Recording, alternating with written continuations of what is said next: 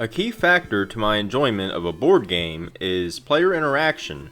I tend to strongly favor games with high interaction as opposed to multiplayer solitaire.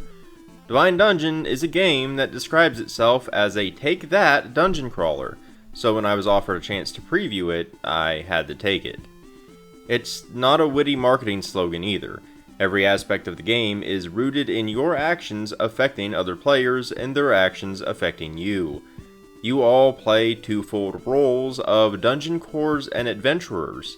Every round, players take turns adding tiles to form a dungeon, and then they take turns running through that dungeon as an adventurer, while the other players attempt to stop them.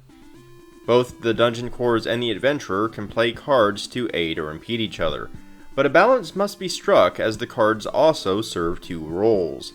The top half of a card is playable by dungeon cores, and the bottom half for the adventurer.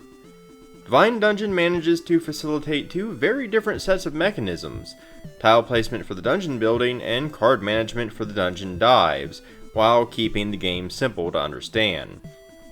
Divine Dungeon just launched on Kickstarter. The copy I was provided with is a pre-release prototype, and the artwork and rulebook were still being finalized, but I was told the game itself is the same one that backers would be supporting, so I should be able to arm you with all the insight you need to decide whether or not it's a game that you want to back.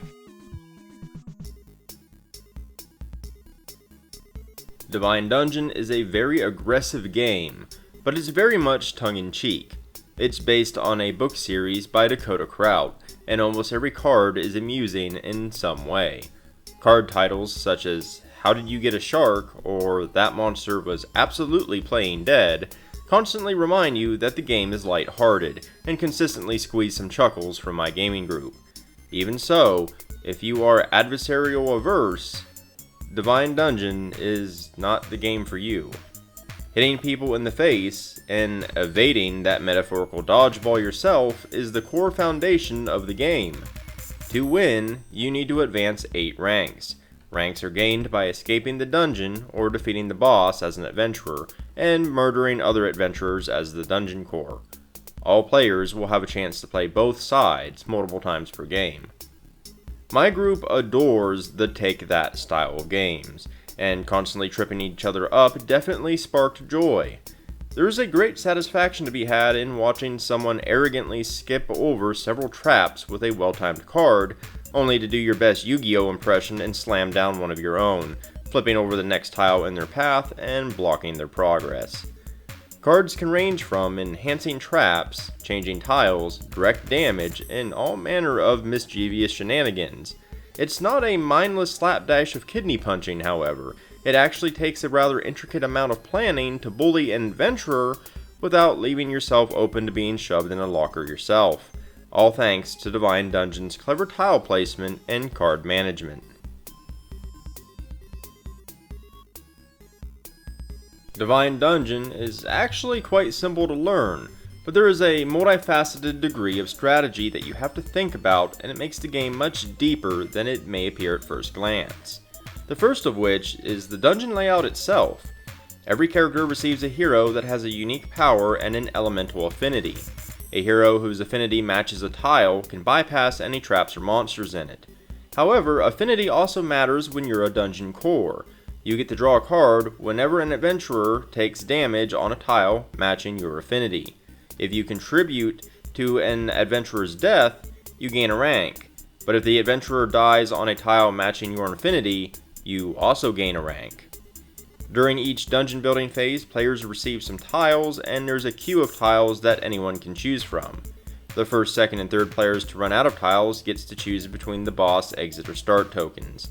Once the dungeon is finished, those players get to place those tokens in order from start, boss, and then exit. When designing the dungeon itself, you're attempting to leverage its layout in a way that you can successfully complete, either by exiting or beating the boss, while also trying to design it in a way that stops the other players from completing it. The trick is that the other players are also attempting to do the same exact thing. There's a great deal of tactical thinking within the tile placement alone, but you can't simply place tiles in a vacuum. You have to keep in mind the second half of the game, the actual dungeon dives.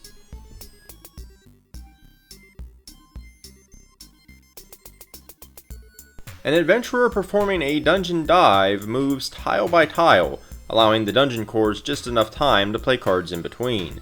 The adventurer can also play cards to help them safely advance through the dungeon or counter other players' cards. The key is that it's difficult to gain new cards during a round. You have to carefully manage your hand during your own dive and during every other player's dive. If you blow all your cards early, you leave yourself defenseless during your dive, or won't be able to impede other players' dives at all. The way this mechanism is implemented is actually pretty brilliant, because it sidesteps several problems that I predicted the game would have. For example, it completely negates the ability for several players to dogpile on a single adventurer.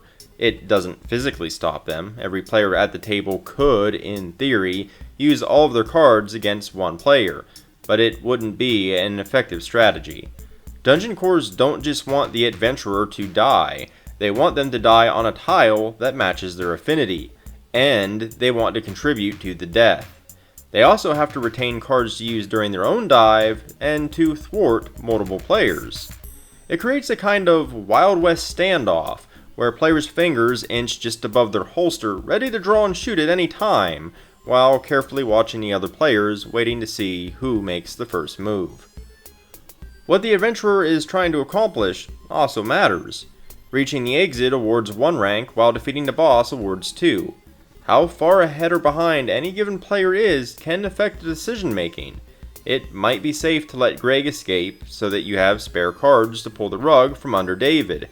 However, Angela is in the lead, so you have to be careful not to kill an adventurer on a tile matching her affinity, while also trying to keep her from contributing to the adventurer's death at all. While the game doesn't make any claims to feature bluffing and subterfuge, there's still a good bit of mind games at play, and it makes for a very interesting experience.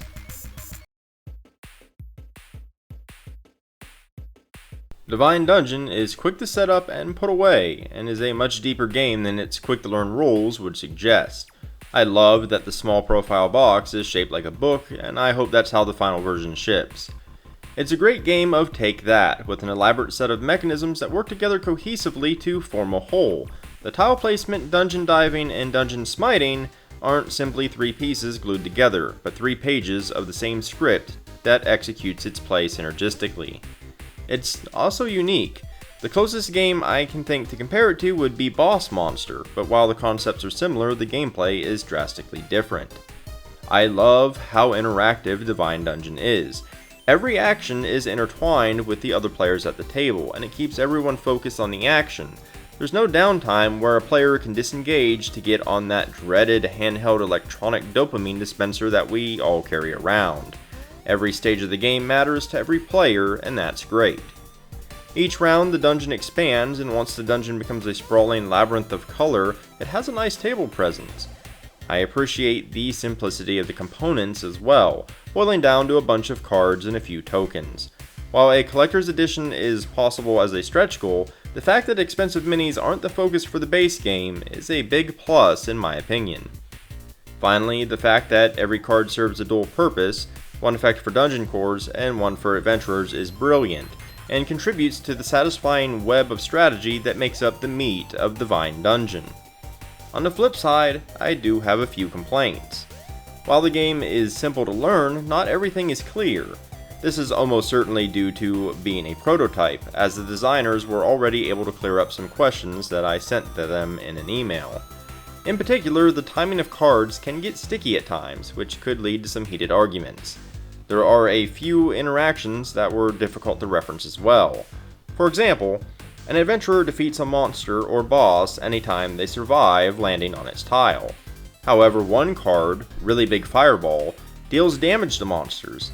This is the only time that I found damaging monsters to be referenced. It's easy enough to parse out the intent of the card, but still a bit awkward. I played Divine Dungeon at player counts 2 and 4, and I definitely think the game is better served at higher player counts. It's still fun at 2, but it does take on a very different style. Without the need to retain cards to block multiple adventurers, it becomes much more of a punching match, and with 3 affinities left unused due to the lack of players, many of the tiles matter less. The scoring felt a bit off as well. We ran out of tiles long before anyone reached rank 8 in our playthroughs. If you run out of tiles, that's the last round, and the highest ranked player wins at the end of the round, so it's not a big deal, it just felt a bit strange. Some of these issues will almost certainly be ironed out during the Kickstarter, and my overall impression of the game remains positive despite my complaints. Divine Dungeon has a few things going on its Kickstarter that I really like. The pledge that lands you the game is pretty inexpensive at just $25. I also like that they offer a print and play version with a cheaper pledge. That's awesome. Divine Dungeon is aiming to fulfill by the end of the year.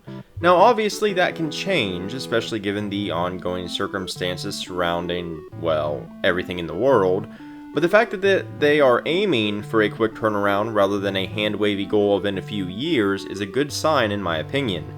It shows that the bulk of the design is done, and they just need funding to put it in the players' hands.